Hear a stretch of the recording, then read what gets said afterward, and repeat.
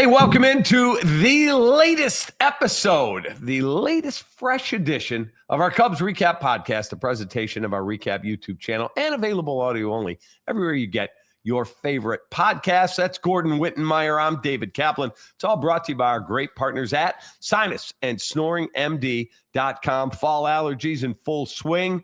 Cold, dry air makes your sinus problems worse. Stuffy noses. Snoring gets worse in the cooler weather. You're looking at a guy who got his snoring corrected because of the great people at Sinus and Snoring MD. So make sure you check them out online. They have locations in Oak Creek, Kenosha in Wisconsin, Mount Prospect, Lombard Plus, monthly Elgin pop-ups. They treat their patients like family. SinusandSnoringMD.com. All right, big news in Cubland today. Jed Hoyer says we decline the 3-year, $57.75 million option on lefty pitcher, all-around good guy, but a very meh starter this year in Shota Imanaga. He, in turn, says, yeah, I'll pass on the $15 million option for 2026. Thus, he is a free agent. Cubs could still offer him the qualifying offer, but it's believed he would reject that, according to my friend and yours, Jesse Rogers. So I've got no problem with it as long as they take the savings and go get a better arm. Dylan C. Framber Valdez. What if he takes the qualifying offer? That's $22 million. His side of the option was 15 that he turned down. Mm-hmm. That's pretty significant. What if he's in the market for 3 and 35, or 2 and 20? That's essentially 2 and 22. He'd get 1 and 22. Then start again next year. Maybe they don't offer the qualifying offer. They can. I've got no issues with it. Yeah. I'm glad they did this if and only if they're willing to push their chips in and get a better arm. Yeah, because my brother and I have been arguing they have to get two. Cap, they have to get two. Probably right. But they'll believe that they're going to have back Tyone, Horton. I'm writing these down. Justin Steele at some point, like June 1st. Steele. Okay. Yeah. Cade Horton. Javier Assad. Assad maybe swingman. So that's 5. Colin Ray, 6. Matt Boyd, 7. So do they really have to add 2 starters? I would say they'll add 1, hopefully high end, and then bring up Jackson Wiggins. I think you go and get the best starter you can get. Mm-hmm. And we saw the value of this. So the 2 teams that made the World Series, but go back to the ALCS and all the pitching that Seattle used. You have to have these pitchers. And Jed has talked about this as long as he's been in the organization. You have to have 9 starting pitchers in your depth ladder. Mm-hmm. So I would say go get the best one you can, especially now that you've cleared the books of some of this money, and then get another one out of the second tier that's out there. Somebody else that's reliable. I don't know if he's going to be the second tier or not. His market might actually wind up being pretty strong, but I like Michael King, who's leaving the Padres as a free agent. I love Framber Valdez as a guy to go after as your first guy. He's got some personality to him, and he's got big stage credentials. Dylan Cease, I think a power arm, a guy that misses bats, a strikeout guy is the kind of guy that you should prioritize and spend money on. I mean, those guys always make money anyway, but I think you have to make that your single-minded priority. This is a team that got there this year, that had a chance, that got to the winner-take-all final game of the DS. And in order to even get back that far, based on what we saw in the postseason this year, you need more pitching. I think that they can add around the edges of their lineup and put all their resources into the pitching basket. Yeah, I want to see them put their resources into the pitching basket too. But I'm not paying $20 million for Shota Imanaga when I don't believe he's very good. That is the definition of being a settler. if you said, boy, you've only got like 2 guys under contract, all right, whatever. Well, he was really good out of the gate. He was really good when he was healthy in his first year in the league, and they hadn't figured him out yet. He was really good. What was it? I know it was at least top 5 in the Cy Young voting. 5th. He was 5th in the Cy Young voting. He was an all-star that year, pitched 173 innings, had a terrific ERA. So he hasn't been terrible. Now, he's not overpowering. He's not the power arm guy, and maybe they caught up to him. He was also hurt this year, so he could go somewhere and be a value buy for somebody else. He's not a value buy for the Cubs unless they get him on the 1-year deal, unless he takes a qualifying offer. Okay, so let me run down those names again for everybody out there, and if you have a comment, question, thought, post them here on the channel. We'll be glad to answer them in the next podcast. Do you agree with me? Imanaga, nice guy. Cool when he sang at the opening press conference. Hey, Chicago, what do you say? The Cubs are going to win today. Super cool that he learned that in English. I loved it. Guess what? He's meh. He's a very mid starter. Doesn't strike people out. Doesn't miss bats. Does not have big-time stuff. He's a pitcher. That's it. And I'm good. I want to add more because I've already got, again, Horton, Tyone, Boyd, Ray, Assad, Wicks, Ben Brown. Jackson Wiggins is my number 1 prospect, and I had someone there in the organization tell me he'll be here in 2026. I'm guessing May.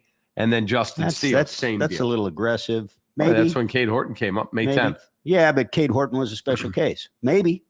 So I've got 1, 2, 3, 4, 5, 6, 7, 8. I got 9 guys that could all make starts for me next year. Yeah, well, here's the thing. And I'm going to go sign an ace.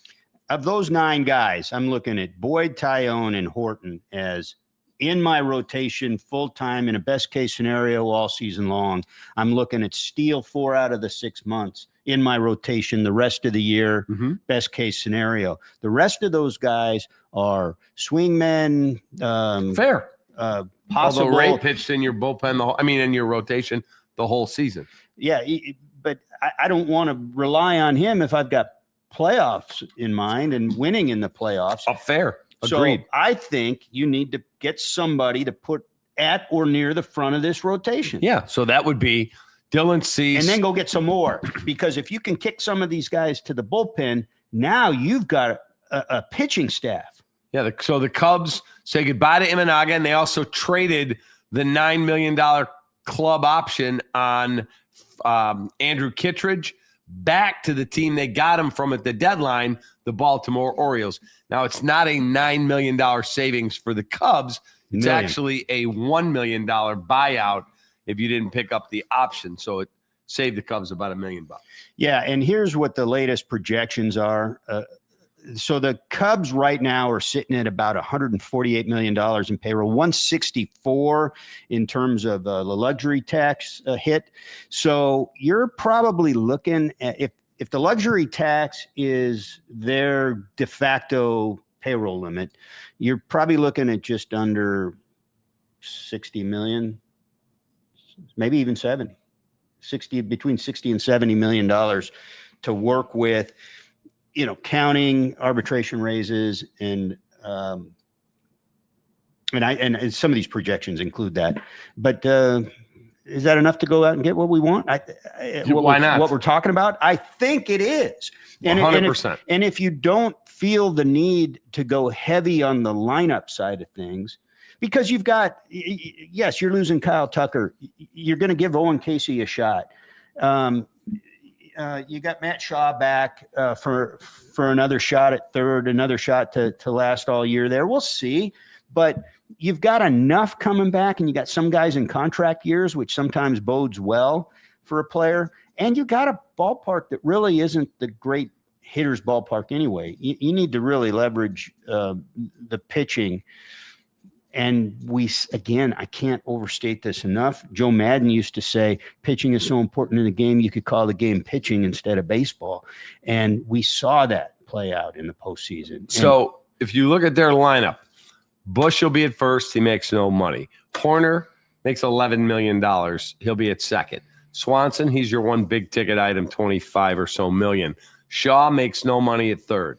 Happ, final year, makes 20 of his deal. PCA makes no money. Suzuki, 1 more year as your DH. Owen Casey in right field. And then Amaya and Kelly, your catchers. You should, with that type of first base, third base, center field, right field, your catchers don't make a lot of money. You should be able to add whatever the hell you want. I would think you could take 10 million if you wanted and supplement that hitting side of your roster with guys with playoff experience, guys that can do multiple things for you, guys that can be the insurance policy in the outfield, the insurance policy at the infield. Maybe a platoon guy, a Justin Turner type, even maybe. Not him, but not a guy him, like but a that. guy like him who brings to the clubhouse what he did, and then take the rest and pour it into pitching. And you're probably going to have to make a long-term commitment to somebody to get it done to create a playoff roster again. Because right now, do we agree with this? Do we think this is a playoff roster right now if all you did was add depth around the edges? Close. You won 92. Kyle Tucker did not have a good year. Now, can you tell me 1,000% that you're positive PCA is going to be a 30-30 guy again? Right. I don't know. He didn't finish strong. So I don't know. I assume he'll be all right. The pitching, again, is the thing that I would be most concerned about when I think about this, because are you counting on Boyd being an all-star again? Is he going to put up the same kind of numbers? You would need that. Is Tyone going to be a consistent, steady performer all year long? Is Horton going to be anything close to what he was when he pitched for a full season next year? It's a lot to ask. It's not necessarily a lot to ask. It's a lot to expect. Fair. So and Steele, you got to give him some latitude coming in.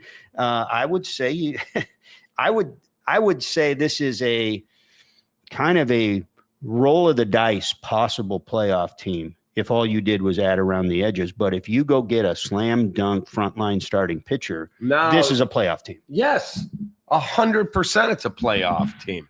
100%. I'm having a couple lighting issues around this place. I think it's the reflection off your head. Maybe. It might actually be a reflection off the top of my bald head, which, by the way, I was doing radio this morning, and guess what? Thank you, Katie. I was showering and getting ready to go to work. It was like 4:15 in the morning. Cut my head. Did not know that I had. What, you're shaving your head? Yeah. Oh. And so I'm walking through the parking garage. We're getting really close to too much information. I'm walking through the parking garage downtown, park my truck, walking back. And Jay Moore, who is our head audio producer, awesome dude, gets out of his car. I said, "Hey, brother, what's going on?" We start walking. He's like, "Whoa, what happened to you?" I'm like, "What are you talking about?" He said, "Dude, you got blood all over the back of your head." I'm like, "What?" He's like, "Yeah, you got like a gash back there." Wow. I'm like, "What?" He's like, "Yeah." He said, "I was shaving my head. Didn't know I did that." Looked like you're in first Die hour Hard of the or show. something. I got antibacterial wipes on my head. Yeah, that was me this morning. So if you're watching on YouTube, I'm sure you got yourself a laugh. Anyway, back to the Cubbies. You got a scar back there? Oh, yeah, I see it. Yeah, thanks. Still got a gouge in your head, dude. Appreciate it. Thanks. As you look at the way this team is constructed, is there any player in the regular everyday lineup that you would be willing to trade, not necessarily to move money, but to improve the team? Yeah, I mean, there's guys I'd be willing to trade, but I don't think that you would get the kind of return that would make it worthwhile, and you'd create holes like Ian Happ. I'm not saying Ian Happ would be. You got 1 year left at club control. He's a potentially valuable guy. Just won another Gold Glove. Okay, would I trade him? I'd listen to offers for him, but now you got to replace him, and I don't know what you'd get in return for him. He makes at least as much as he's worth. So, I mean, like if he went to the open market, he's probably not getting any more than he's making right now. Might not get that much. So somebody's going to have to take on a full salary for him. They're not getting a deal on the salary. So I don't know if I get anything. Suzuki, yeah, I'd look at that. But again, he's making a little bit of money. I'm not sure what you'd get back for him. And he was a 30 home run bat for you.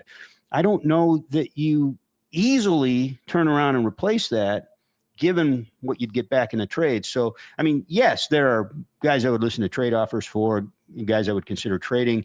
If I thought I could get something I needed back that would offset the loss, might as well roll with those guys. And again, we're talking about taking your resources, all this money you've got off the books now from the 2025 payroll, and pouring it into pitching because you think on paper you have enough in the lineup to compete if you get enough pitching. And yes, some of that relies on young guys. PCA has to back up what he did, and you got a couple guys at the corners who have to do some things, and a guy in the corner outfield. Like, I truly believe Michael Bush will continue to do that. He's going to be fine. I'm a little concerned about Matt Shaw's bat. Yeah, you should be. But if he's what you think he is as a long-term player, this would be the year that he might step up and establish himself. He has to. This is the point in his career where he would have to establish himself. Okay, let me ask you a question then. As a diehard Chicago Cubs fan, I don't understand why I look at the team and I feel like, okay, they let Imanaga walk. I'm cool with that, but they won't pour all that money and more into Framber Valdez, Dylan Cease, Michael King. We'll get this year's version of Colin Ray. Yeah. Why? Or Matt Boyd in a best case scenario. Right. And bounce back guy. This is not a shot at Matt Boyd. No, not at all. But in terms of what he was in the marketplace. Correct. Yeah. They will always look for the bargain rather than the splash. I agree with you. And that's because of the behavior we've already seen from mostly the ownership, but also the front office kind of in alignment with the ownership. It's frustrating for a fan base that pays top dollar when you don't see the one of the top dollar revenue teams spend top dollar on the product. Let me ask you this question. If you were the chairman of the Cubs, Tom, good man, nice guy. He brought us a World Series, which I'll never be able to say thanks enough for. But that was 9 years ago, going on 10. Yeah. Okay. It's time to take a swing again to try and win it. And what bothers me is that you look at the team, the environment in the playoffs, you were there, was insane. Absolutely insane. My wife said, yes, yeah. Honey, other than she sat in the bleachers for both home games with the Brewers, she was at the 3 Padre games. She went to all of them. I did not because I was here working. She said the environment other than the NLCS when they clinched over the Dodgers and the World Series Game 5 that they won over the Indians. That was the most amazing series I've the Dodger covered. One, to be there with Holly. You were there writing with Holland. I was there with Hollingsworth. And to be on the field and go, it's been 71 goddamn years. They just won a playoff game to go to the World Series. And you're at Wrigley Field when it happens. And you beat Clayton Kershaw 5-0. The moment of that postseason. That was. I was standing there looking around and I've got tears in my eyes. And I'm like, we're going to the World Series? Are you serious? So my point in all that is I don't know how then you could sit in your seat in the first row, talking about Tom and Laura, Pete and Todd, and look around and go, this environment is insane. Players were saying, this is the best environment I've ever played in. Now, none of them were here in 16. Don't get me started, man. How you could sit around and then go, yeah, we're good.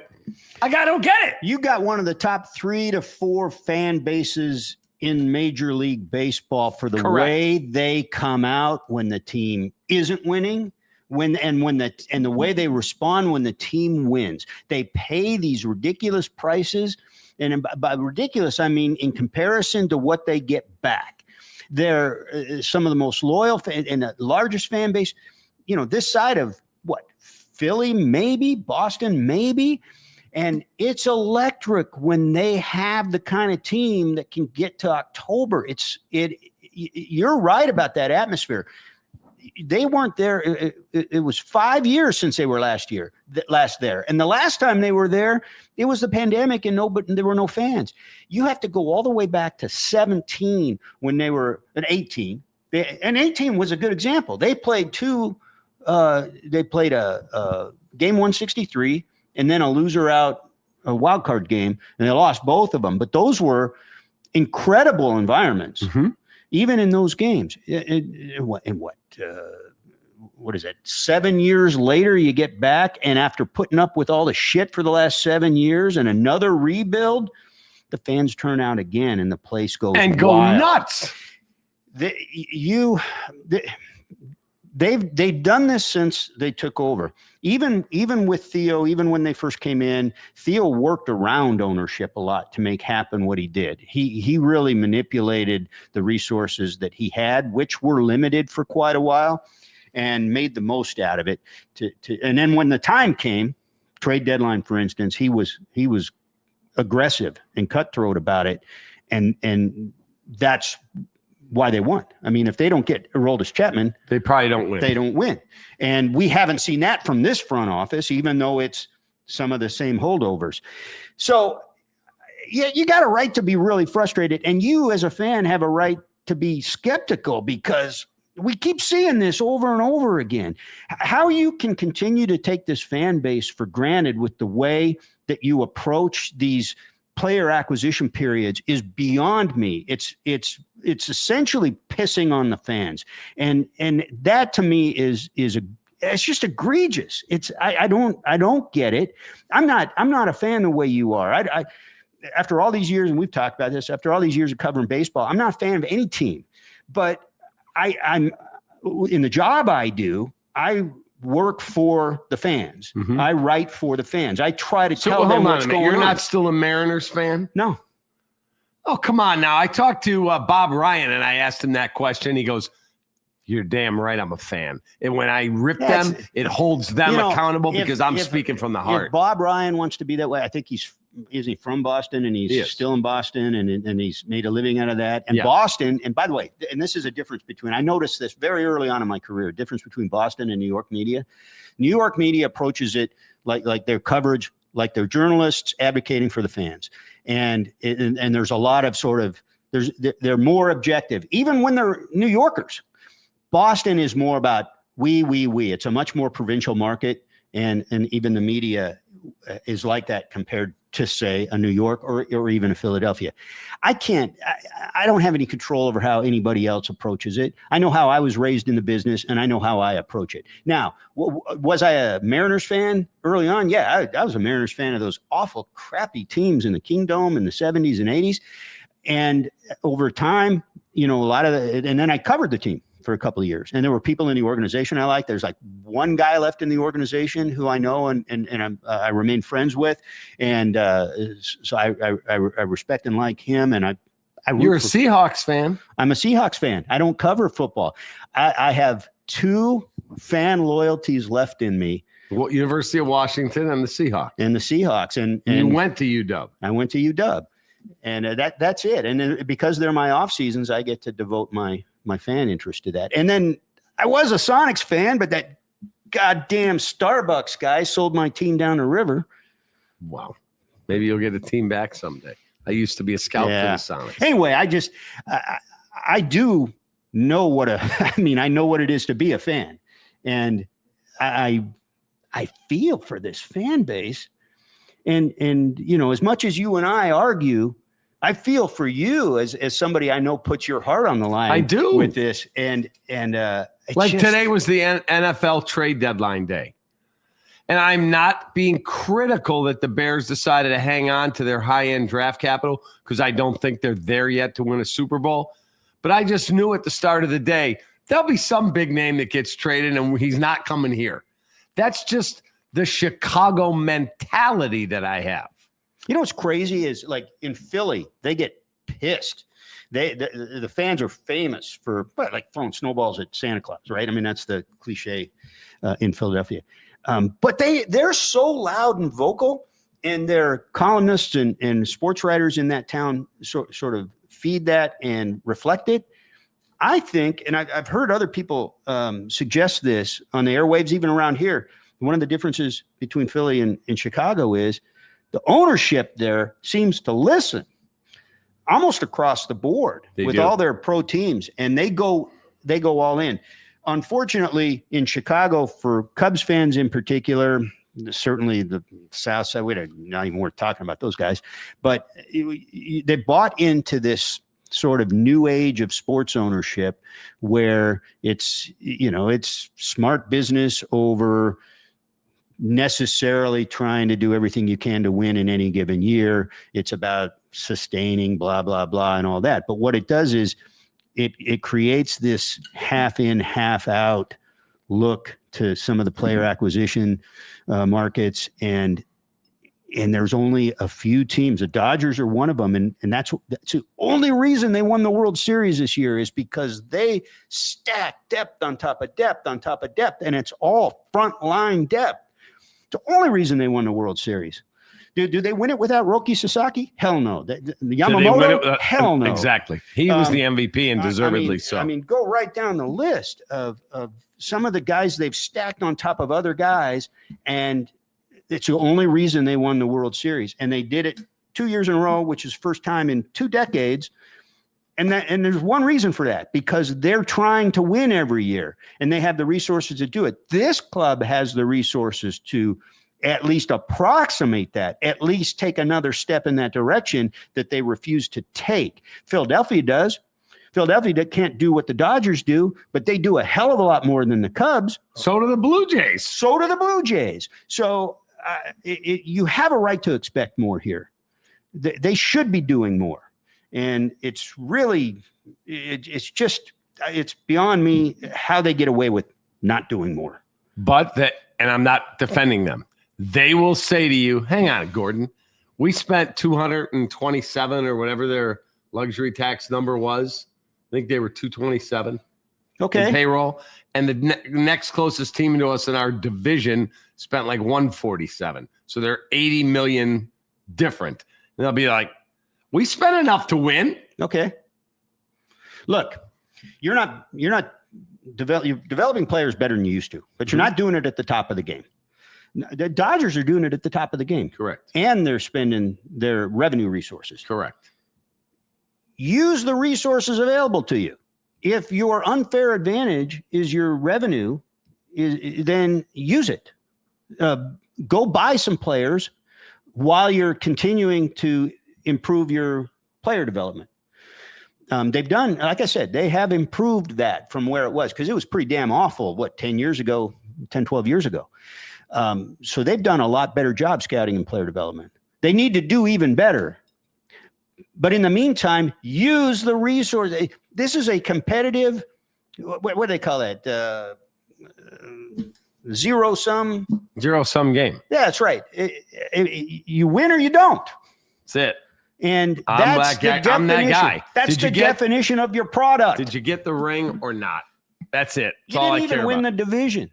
That's my point. And that's because the Brewers, who don't spend as much on big league players, do one hell of a job of developing a pipeline. They do it better than you do. There's no question. They go Caleb Durbin, Bryce Terang, Jackson Churio. You're like, geez, how many young guys? Mizorowski, Freddie Peralta. They just keep coming at you. Yeah, absolutely. Oh, we got rid of Josh Hader. Well, guess what? We got Trevor McGill, and we got this guy, and we got that guy. Corbin Byrne. And Brandon Woodruff. And I'll tell you this, Trevor McGill, ex-Cub, by the way. Ex-Cub. Yeah. Yeah. They unlocked him. We didn't. Gordon, All-star closer. There you go. Have a great night, man. All right, you too, man. That's Gordon Wittenmeyer. I'm David Kaplan. That is a wrap on another edition of our Cubs Recap Podcast, a presentation of our Recap YouTube channel, and available audio only everywhere you get your favorite podcast. Brought to you by our great partners at Sinus and SnoringMD.com. You want to stop snoring like this guy did? Sinus and SnoringMD.com. And our great people at Apt ABT. They always give you the player of the game. With Bosch, every detail is engineered to do more than look good. They're built to perform. From refrigerators with clean modern style to sleek cooktops and whisper quiet dishwashers, each feature is crafted for everyday performance. Even the subtle feel of a handle or the layout of a fridge is shaped around you. The result? Appliances that perform beautifully, last longer, and simplify everyday routines. This is a quality you could see, feel, and barely hear. Built to blend in, but made to stand out. That's living like a Bosch. For free and home delivery, professional installation, and complete satisfaction, shop at my favorite store in the world, Apt, A-B-T, apt.com. Best customer service experience ever, pleasing people since 1936. We're back if there's any more breaking news, or we're back next week. Shota Imanaga, nice guy. You're a little mid for me. Bye-bye.